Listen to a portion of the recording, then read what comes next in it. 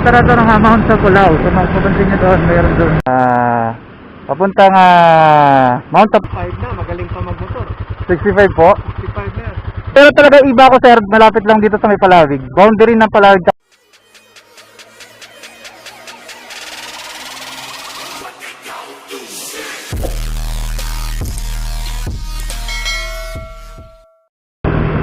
So, what's up mga boss? It's me, boss na motorbag. Show rides lang tayo mga boss. So, dito tayo ngayon sa may Palawig, Sambales. Ito papunta na itong punta na rin ng Masinloc, Sambales, diretso na po. Show rides lang tayo. Tapos harap tayo na medyo maganda-gandang tanawin para ano lang natin mga konting video lang tayo kasi medyo tenga tayo na medyo matagal start na tayo ng mga video na naman nyo. So vlog muna tayo ulit. So stick around mga boss.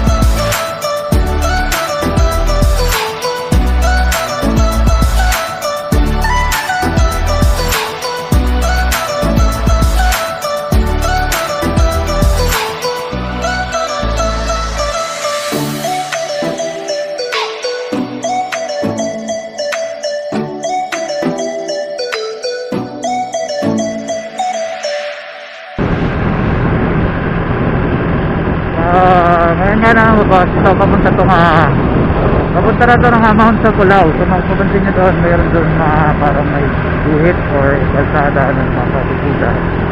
So doon papunta Mount Sagulao. Higit lang tayo doon mga boss. So pala ito yung solar dito sa Sambales, sa may Palawig, Sambales. So ito yung mga ginagawa dito sa Meco, Sambales. Solar yan, solar system yan para sa buong kapaligiran.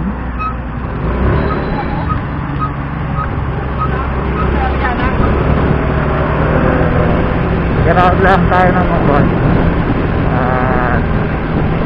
Side block tayo doon sa mga Mount Sagulao.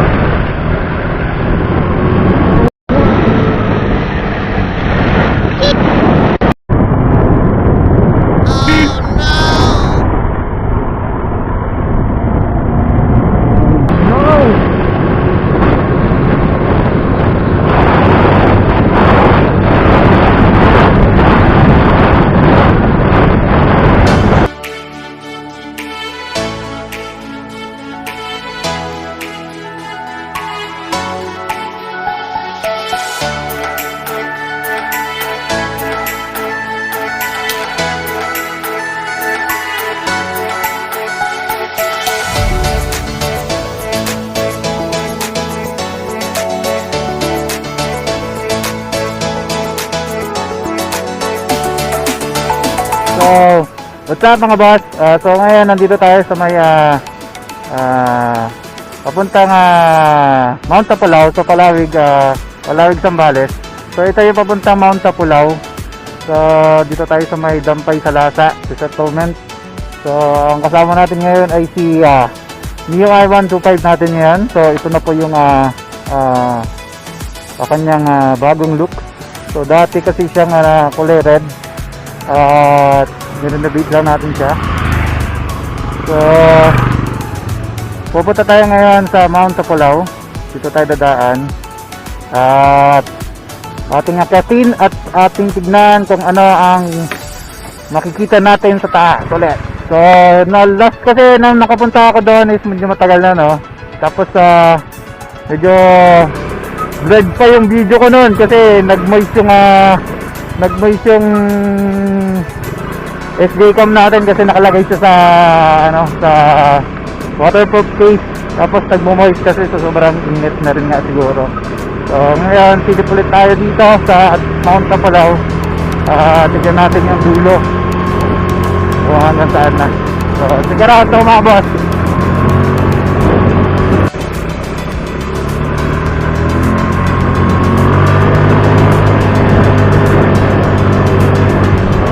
Dalawang big bag dito sa likod ko, mukhang parang naligaw yata sila, ikot pa sila sa kabila. So pagkata sila dito sa Mount Tapulaw din market. So kaya naramdaman natin kung makakasan sila.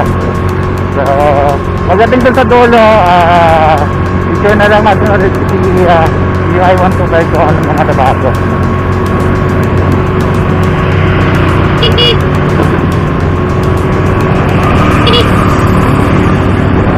Shout out mga boss. Parang sana magkaroon ng bike ng ganyan, no? Sana all talaga. Sana all may big bike. Sana all mayroong gantong kotse dito. Sana all may big bike.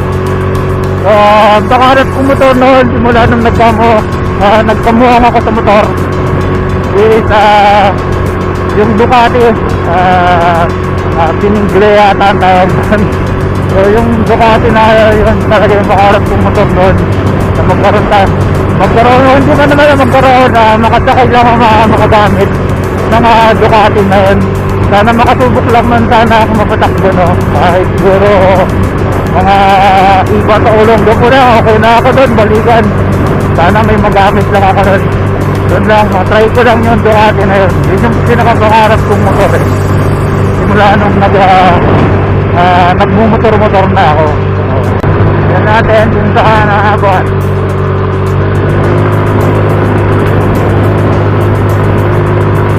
Dati dito lang kami maabot eh. So dito lang dati yun. So tingnan natin hanggang doon sa dulo.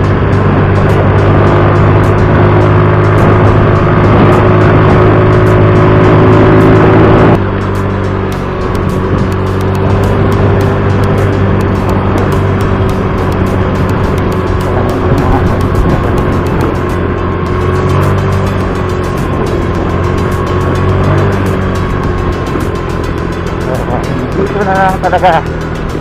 Dito yung dalawang big bike.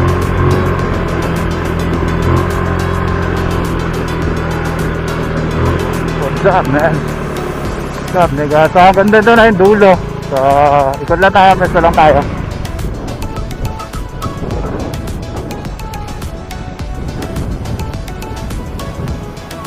Yes sir. Hindi sir. Oh. Kapos na ata dyan sir, hindi na ata makatatagos dyan eh. Talagang ba to, no? Oo sir.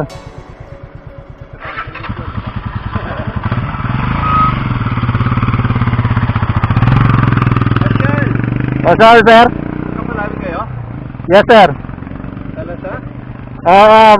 Pero talaga iba ko sir, malapit lang dito sa may Palawig. Boundary ng Palawig tsaka iba. Yes sir. Malapit kina Mercado? Malayo naman sir. Kaya. Taga saan kayo sir? Ha? Taga saan kayo? Iba din. Iba din.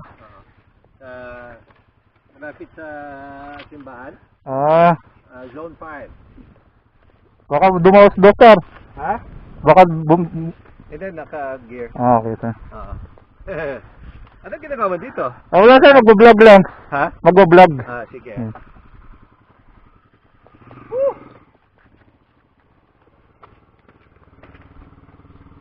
Side trip kayo sir ha? Ha? Side trip kayo ha? Oo. Gusto ko ipakita sa kanya magandang view. Oo. Paano pa yun sir? Hindi ko sabihin yung Mina, no? Oo sir. Oo. Tignan mo yung view dito, Francis. Oh, lalo doon.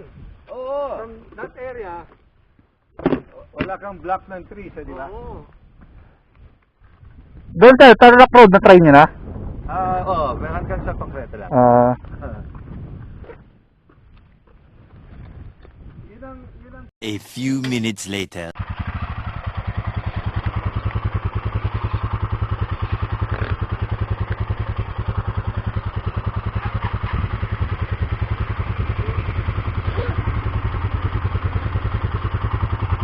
na, magaling pa magmotor. 65 po? 65 na yan. Ingat po. Shout out mga boss. Mga konting kausap. So may nakasabay tayo ng dalawang Ducati Scrambler 800cc then the 400cc. So taga-iba din sila. Zone 5 daw siya, yung naka 800cc. So hindi ko na natanong kung anong pangalan. So check natin mga boss. Nandito na nga tayo sa may medyo tuktok ng Mount Tapulaw. So hindi na tayo maabot doon kasi medyo matirik na talaga yon. So ito na nga pala yung ating MIUI 125. So sa tingin niya dahil ng bago, so may mga scratches na nga lang siya kasi nakipag-swap na lang ako ng kaha doon sa tropa kay JR Amado. Shoutout sa iyo tol. Na-scam mo na naman ako. Pati yung seat cover, yung seat niya ay na-swap na rin diretso na. Tapos napinturahan na rin natin yung ibang mga kulay white dati. So dati siyang kulay white, ngayon napapinturahan na ng kulay black na matte black. So medyo okay naman na, presentable na naman ng konti. So kulang na lang dito is yung sa kick niya, yan. Lalagyan na lang natin. Tapos ito siguro kung hindi pa siya mabenta hanggang by December, siguro pinturahan na rin ito ng black para medyo okay na siya. Tsaka bibilang ko na rin siguro siya ng panggilid kasi medyo okay pa naman yung panggilid niya. So kasi yung pandinig ko ay medyo parang hindi siya, parang depende siguro sa gumagamit. Kasi ako gusto ko yung parang tahimik na tahimik talaga, yung actually na makukuha mo ng aftermarket, makukuha mo kagad ng kasa is yung ganun kagad. So kasi ito second hand na eh. So hindi ko na may babalik sa dati yung ganun, yung pagkakuha mo is talagang tahimik na tahimik. So hindi tayo makakapag-expect ng ganun. So pag hindi pa siya nakuha to, palitan ko siguro yung buo yung panggilid. Tapos side mirror, nagkaroon na siya ng side mirror. Tapos ano pa ba ilalagay natin? And then the odometer cable, yung sa speedometer cable na lalagyan na natin. Yung iba okay na siguro yan, hindi na natin na yun. Tapos pag nabenta na lang natin yan, bilhin na lang ulit tayo ng panibagong motor natin. Siguro kukuha ako ulit ng Mio Sporty, pang sarili lang muna siguro yun. Tapos kukuha ako ulit ng isa pa para bibenta na naman natin, para medyo meron tayong pangpapuhunan ulit. So sana mabenta na natin siya to, at para makakuha tayo ng panibago natin project bike pang sarili na natin. So ito na mga boss, napansin nyo na nga, okay na siya at bibenta naman natin siya ulit. Sana ingatan siya ng bagong makakakuha sa kanya, kung sino man makakakuha sa kanya. Dahil medyo madugo na rin yung paggawa natin sa kanya. So yan na, at hintay na lang natin mabenta.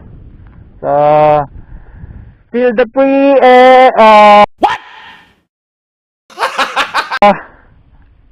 Ang ganda ng panahon dito, hindi masyadong mainit, kakatamtaman yung lamig, ang sarap. Ito na nga pala yung Mount Sapulao. Papunta. So hindi pa pala, sorry. Doon pa yung Mount Tapulao. So ito yung papunta Mount Tapulao. So kikita nyo, under construction pa rin siya. Pero walang gumagawa. So yan. Unti na lang. Dati kasi doon lang kami sa kalahati na medyo naangat nila dito ngayon. So na-stop siguro muna yung project dito. So napakaganda pag natapos ito. So, dito na lang muna matatapos ang ating vlog. So, pag bago ka pa lang sa aking channel, boss, pakiclick na ang subscribe button. Tsaka click mo na rin, boss, yung notification bell para ma-notify ka sa aking mga bagong videos. So, check it out na mga boss. Thank you sa aking mga subscribers at sa mga viewers dyan. Thank you, salamat. Ride safe kayo palagi. Ride safe lagi. And God bless. Thank you, thank you. See you next vlog. Bye-bye.